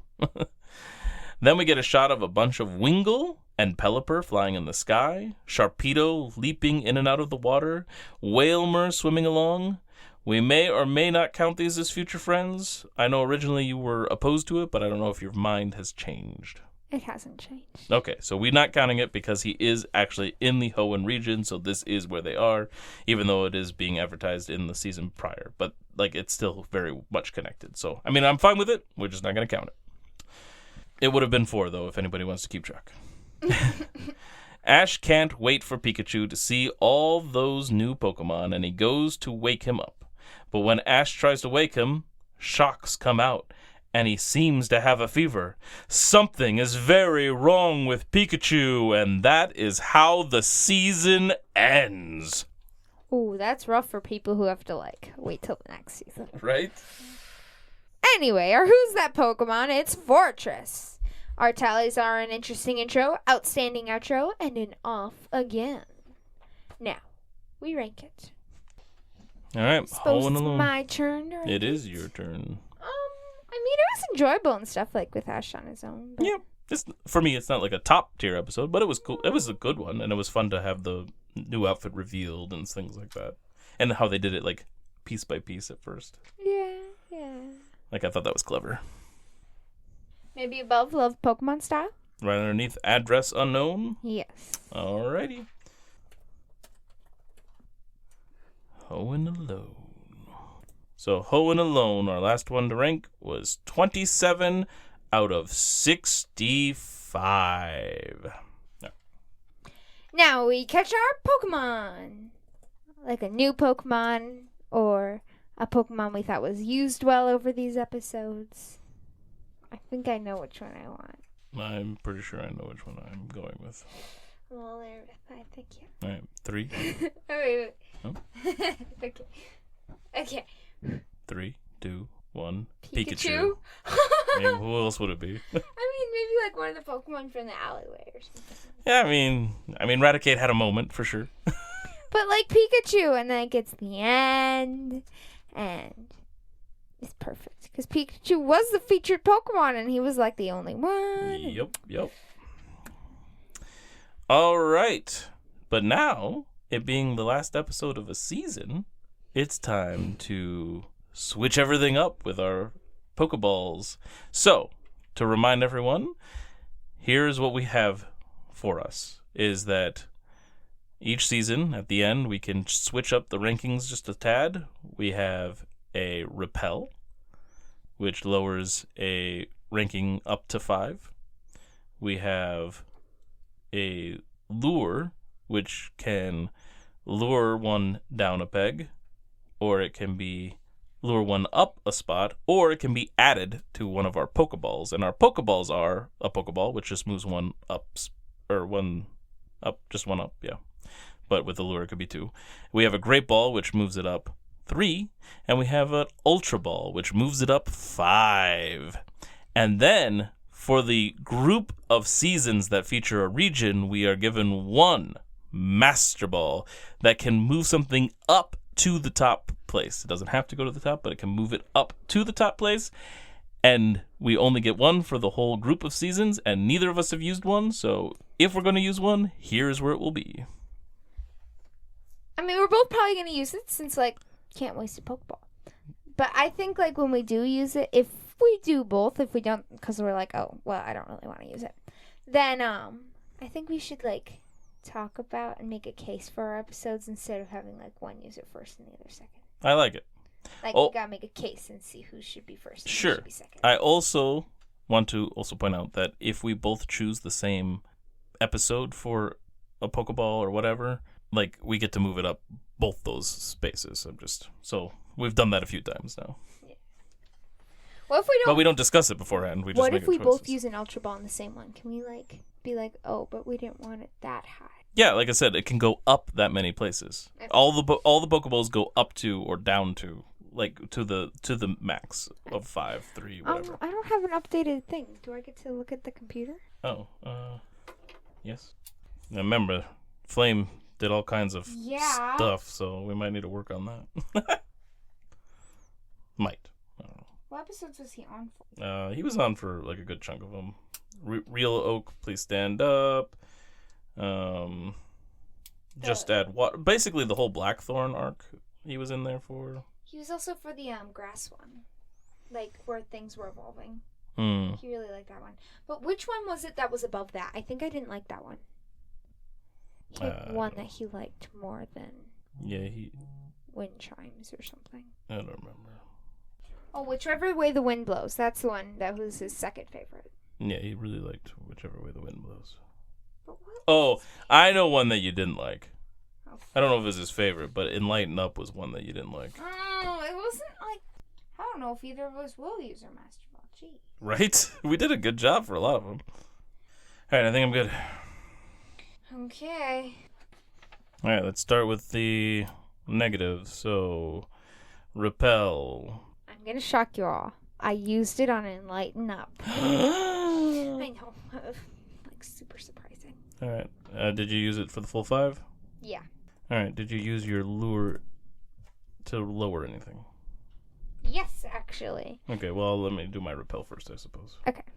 Alright, my Repel... I'm nervous. What did you use it on? Alright, I used it on Mother of All Battles. I had it on the one above it by accident. What was that one again? The Mother of All Battles had the So True. You didn't like it very much? I didn't like it as... I don't think it belongs where it is all. I liked it. That's fair. It was good, but maybe not that good. So that'll put it... I might actually keep it above Hoenn Alone. So I didn't use the full thing of it. Alright, and so you used your lure to go down, so where is that? Wait, did you use your lure to go down? I did not. Okay. I used it on throwing in the knocked owl. Ah, yes, that's where you were afraid you were going to make me sad. I'm that sorry, makes sense. I just didn't like it very much. I'm glad you think it's cool, but... And that's why it's only one. Like, Yeah. it's not a big deal. No, it's fine. Especially since I Master Balled it. It'll be the best episode now. But no, I'm just kidding. I didn't do that. I swear I'll punch you. So that shifts it just down below. Here's looking at you, Ellikid. Alright, well then I'll go ahead and go first with my Pokeball, because that's also where I used my lure. I used it on Love Pokemon Style.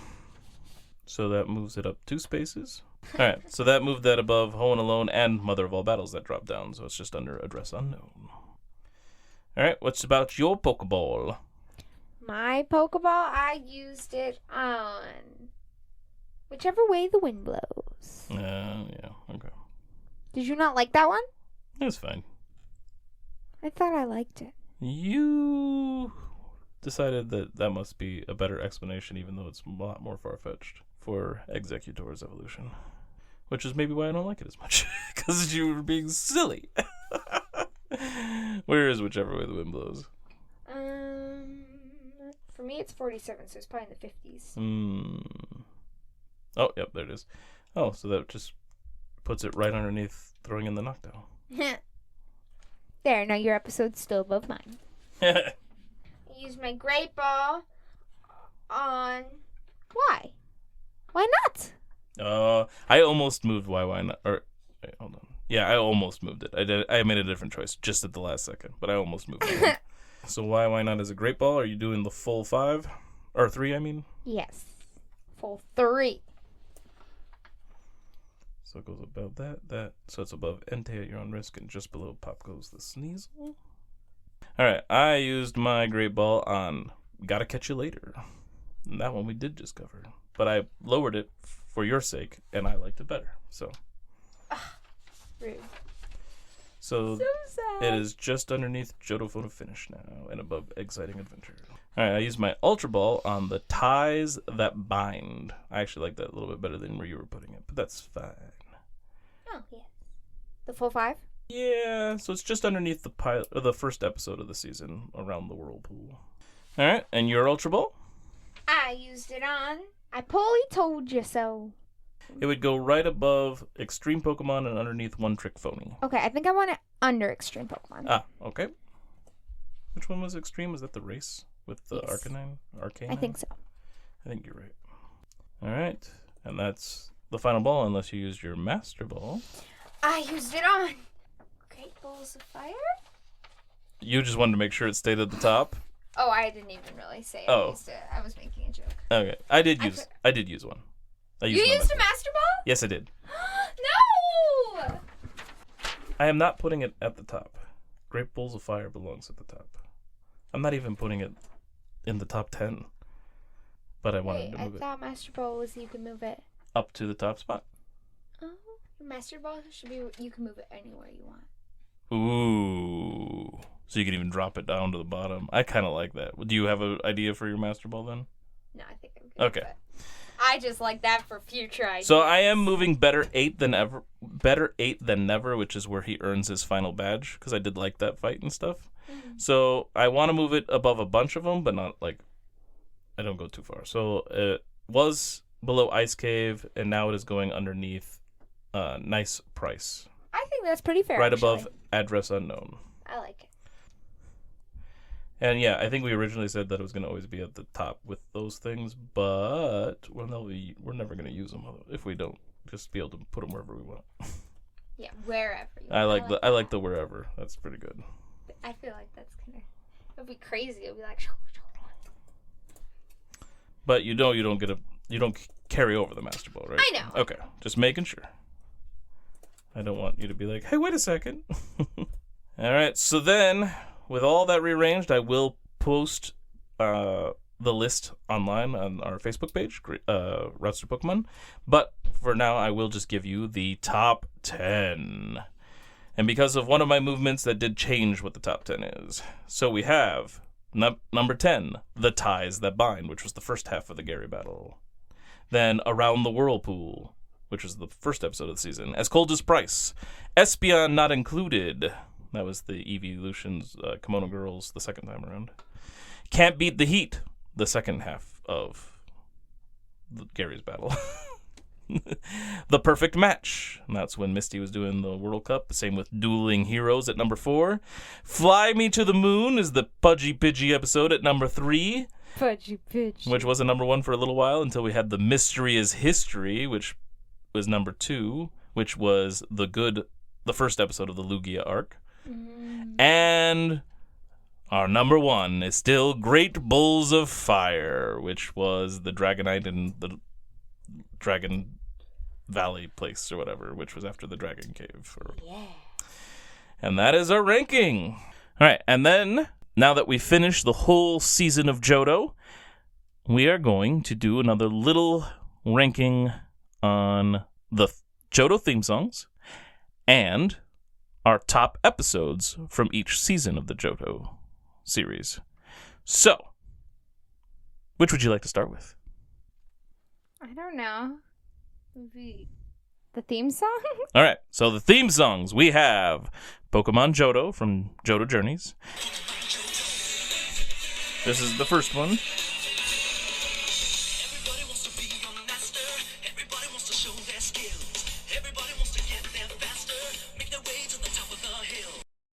We have Born to Be a Winner from Johto League Champions. Let's do it. I wanna be the very best, like no one ever was. A real test to train them is my cause. And Believe in Me from Johto Master Quest? Is that what it's called? That sounds Master about Quest.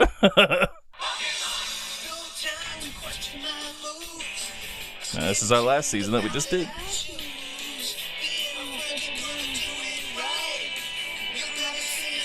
Away from a fight. So, what is your least favorite of those 3? Least favorite? Okay. Probably the Masters. Believe in Me? Yes. That is also my number 3. Oh. All right. So then, which one is your favorite, or do you want me to go first? My favorite? Or should we 3, 2, 1 it? I might mess up the 3, 2, 1 it. Okay, well, the titles are Pokemon Johto and Born to Be a Winner. Okay. You want to try it? Okay. Sure. 3, Wait. The top episode, your favorite. Top season. Yeah. Sorry. No. Yeah. The theme song. Yeah. Top theme Wait, song. what are the titles again? Pokemon Johto, which is the first of the Johto season. Okay. Okay. And then Born to Be a Winner, which has the original theme song attached to it a little bit. Wait, how? It starts off, How does it start? I want to be the very best. Oh, I can't think of it. We just played it. Let's do it. I want to be the very best, like no one ever was. That's from the original. To catch them is my real test. To train them is my cause. And then it branches off. Has led to this. It's time to test my skills. Show the world. Born to be. Oh no! I thought I knew, but I didn't. Oh, okay. Do do do do do do do do do do do do boo doo boo doo boo doo ba doo ba. I think I know. Alright. I'm nervous. Okay. Alright, what are the titles again? Pokemon Johto. Okay. Do do do do. Pokemon Johto, Okay. which had the awesome remake in Entei. And Born to Be a Winner. Okay. All right. 3, 2, 1. Born to Be a Johto. Winner. I like Ah! how it starts with that, but the rest of it isn't. Oh, I love how it all goes. Born to be a champion. Born to be the very best. It might not help that I can't remember watching the theme song. If I could remember watching. Doesn't matter watching. It's just the song itself. The theme song No, like itself. then I would remember what it. So, we differ a little bit on our rankings. I liked Born to Be a Winner the most. You liked Pokemon Johto the most. And then we flip-flop for the second. And Believe in Me is our least favorite. Although I still really like Believe in Me, just to be clear. Yeah. I think it's a pretty rockin' song. Now, out of curiosity, what about... I'm guessing the original theme of the song is still your favorite. Yes. Yeah, okay. And I think it is probably for me too. It's really hard because it's just so nostalgic and it's what people know, and like, so my mind always goes to it, so I can't always be sure if I'm even being fair. So we're just going to take that one out because that's always just enshrined at the top. So, where would you shove in Pokemon World in here? Or would it be the bottom? Probably gonna be the bottom. Okay, from the Orange Islands. Same here. I like it, but it's probably the bottom. Although you probably dislike it more just because it was the first one that came up to take away your theme song. And we all know how you love changes. Like, I don't really like it. I don't know. Sounds good. Yeah, no, it's good. And it has the worst remake. Oh. In the movie. The Lugia movie. I believe it. All right, so now for our top 3 episodes. So in Johto Journeys, our top episode was The Fortune Hunters. I am the mighty Moltres. Nah. We have Houndoom's special delivery from Johto League Champions. That was where Houndoom and Togepi teamed up for a journey, and Raikou has a little, Raikou showed just a up. little, like in the bushes peek. And Great Bowls of Fire, which was our top one in Master Quest, which is the whole battle in the Dragon Valley with Dragonite and Charizard and Dragonair, and it was pretty cool. So, out of those 3, which is your least favorite? My least favorite cheese breed. They're all great. And they all have a different vibe to them, so it's not an easy choice. Okay, so we have Great Balls of Fire, and that's the Sneasel and the fighting type. Sneasel? No, not Sneasel. And Sneasel's not in any of What these. was Great Balls of Fire?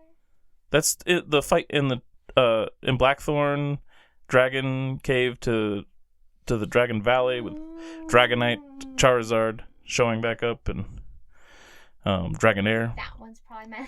Just because of Spearow. No! He who must not be moved. And what was the first one? Fortune Hunters. That's with the fortune-telling books. I am the mighty Moltres.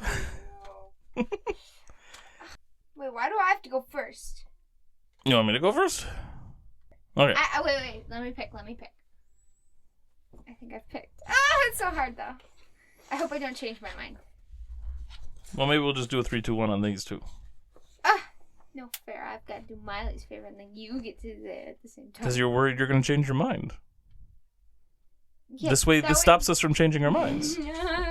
Okay. All right. Okay. Wait. All right. Okay. Is it my least? Okay. You good? I don't know. I think so. Okay. 3, 2. Stop counting like that. Are you ready? Stop looking at me like that. Okay. Are you ready? Yes. Okay. 3, 2, 1. Houndoom special delivery. Fire. Great Balls of Fire? Yeah. Okay. Houndoom special delivery? It's a very sweet episode, and I really like it, but there's just enough about the other two that get me pumped too much more, so. I had a feeling you were going to do that. All of them are fantastic, so. Remember, Gravely offended. All right. So then, what is your top episode? Ready? 3. I think I know what it is. You think you know what mine is? Really? Why do you think that? Because you're so upset that I put it at the bottom. 3, 2, 1. The Fortune Hunters. Special delivery. Yeah. Wait, which one was the Fortune Hunters? I am the Mighty Moltres. Oh crap, I meant to put that one at the bottom. Oh, you wanted that one on the bottom? Yeah, because all I can remember is the funny James. Oh. So like... Yeah, it was Butch and Cassidy and all that stuff. Oh, I guess they did show up. Actually, I like how it is. Never mind. I'm Yep. leaving it. And that means Great Balls of Fire is my middle one. I guess it's my bottom one. Yes. It is. Hmm? I was like, and that's my... And your Fortune Hunters is your middle one then. Yeah. Cool. All right. And since we have not ranked episodes in previous seasons yet, we have nothing else to compare it to. Oh. We'll get there. And that is kind of sadly the end of our anime for the Johto League. And that means we only have one episode of Routes Through Pokemon left for the Johto season, as we finally beat Gold, Crystal, and Silver. Now let's do Pokemon cards! Woohoo! Alright, I'm opening Scarlet and Violet Obsidian Flames with Tyranitar? I think so. With the electric terastallization? Probably. I'm opening Scarlet and Violet Paldean Fates with a Dodongo or something. It's the big white whale thing. with a tiny like Sue. Yeah, there's this guy who's like, it starts with Sue and then he's like a little red guy who's like shrimp or something, based off of shrimp. Oh, in the mouth of the whale? Yes. Oh, interesting. I'm opening just Scarlet and Violet, no Obsidian Flames or anything like that, and with Koraidon.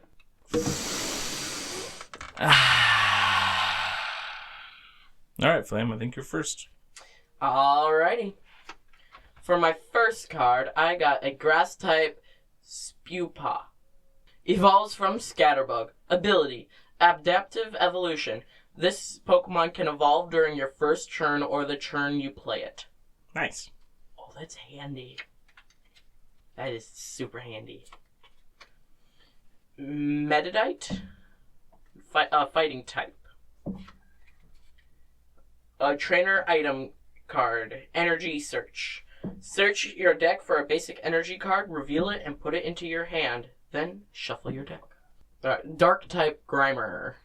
A water type Cetitan. Evolves from Citadel. A rare. A supporter trainer card. Team Star Grunt. Put an energy attached to your opponent's active Pokemon on top of their deck. Oh, that's actually a little bit helpful for you. Not though. Zangoose. A colorless type. It reminds me of Pikachu. Or the picture of it. And then Tandemaus. A reverse hollow colorless type. Another reverse hollow Cagnia, a grass type. Ability: counterattack quills.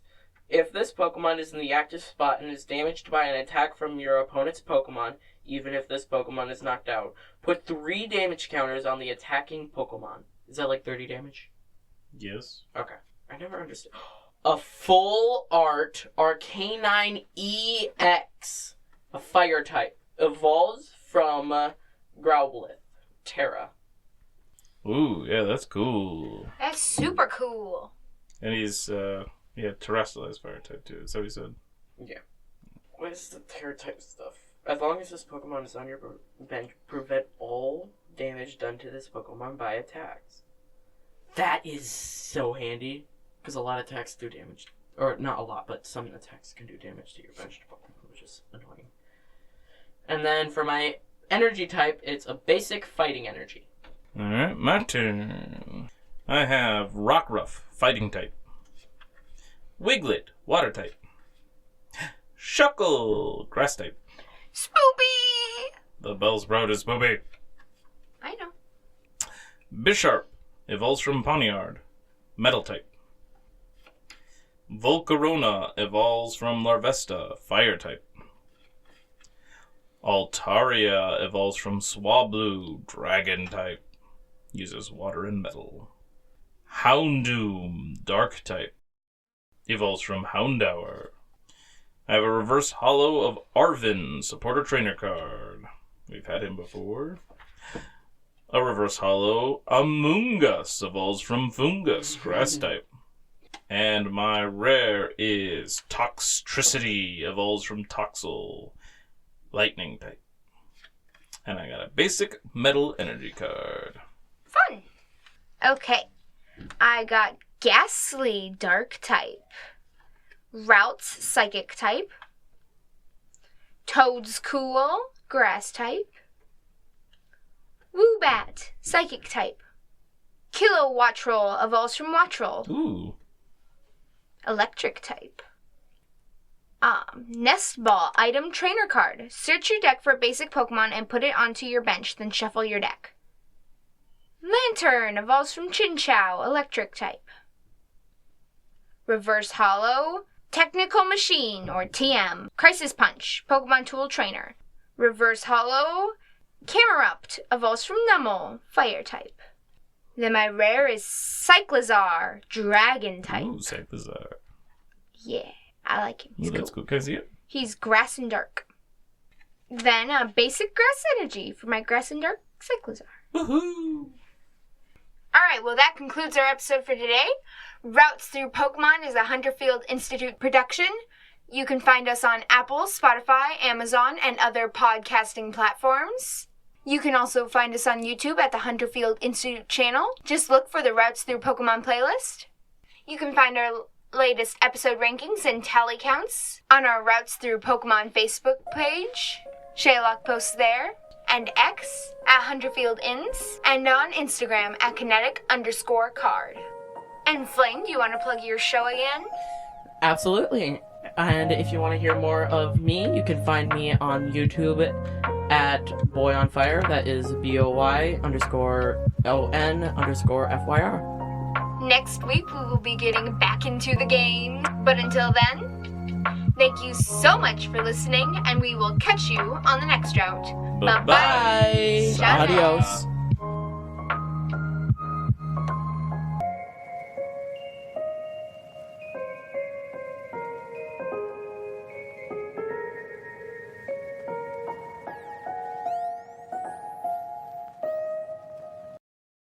Part 56. Pokemon Thief. The door to the dilapidated building slammed shut behind Violet. She whirled around and found a man covered in a bunch of clothing that had seen better days. A scarf was wrapped around the lower part of the man's face, and the rest was in shadow. Atop his head was a hat with a wide brim, and the only light in the building came from whatever sunlight poked through the boarded windows. Despite all that, Violet was pretty sure she recognized the man. Well, maybe not so much man, but pile of laundry? You're the guy from Cerulean with Team Rocket. A step toward Violet made her flinch, and that was all the response she received. Instead, the man addressed the boy that had led her into what she now knew was a trap. You're sure this is the one? The boy nodded rapidly. Yes, sir. I, overheard those girls mention seeing it when they rescued her. Violet furrowed her brow. The girls that rescued me? Does he mean Ruby and Rosella? She wondered to herself. What did they see? The man thrust out a hand covered in a tattered glove. Violet looked at it, and then up at the man's shaded eyes. She opened her mouth to give a sassy remark, but the words died before they could emerge when Violet started to recognize the danger of her situation. Give it to me, the man said. Give you what? My Pokemon. What? Violet was so confused by that demand that she forgot to remember she was in danger. I don't have any Pokemon that belong to you. These are all... Wait, are you Margaret? Don't play games with me, girl. Give me my Pokemon now. I don't want to hurt you. Like I said, I only have my Pokemon. With the exception of a Meowth, possibly? The man straightened up and retracted his hand. My mistake. He stepped to one side so he was no longer between the door and Violet. You are free to go. That made Violet very suspicious. She kept her eyes locked on the man as she slowly stepped closer to the door. But the only movement the man made was to slowly step deeper into the building as she got closer to the exit. He, too, kept his eyes on her. She put her hand on the door. So that's it? This was all just a big misunderstanding?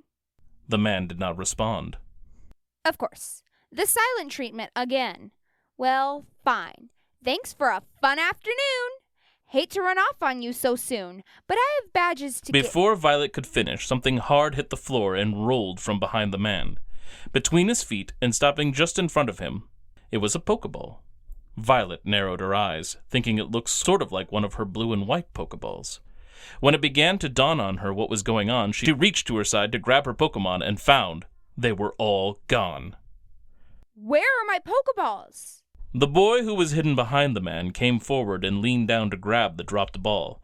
A number of Violet's other Pokemon piled in his arms.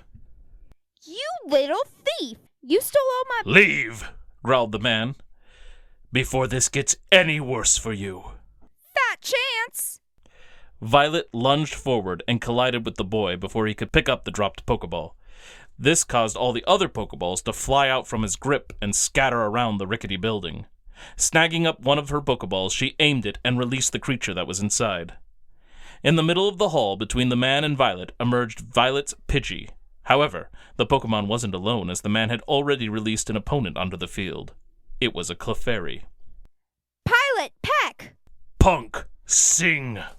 The Pidgey shot up toward the ceiling, and then dove down to give the pink ball a taste of its beak, but the Clefairy obeyed and started to sing. Pilot, the Pidgey, grew tired and faltered its peck attack, and then collapsed on the floor, snoozing away. Good. Now get the girl.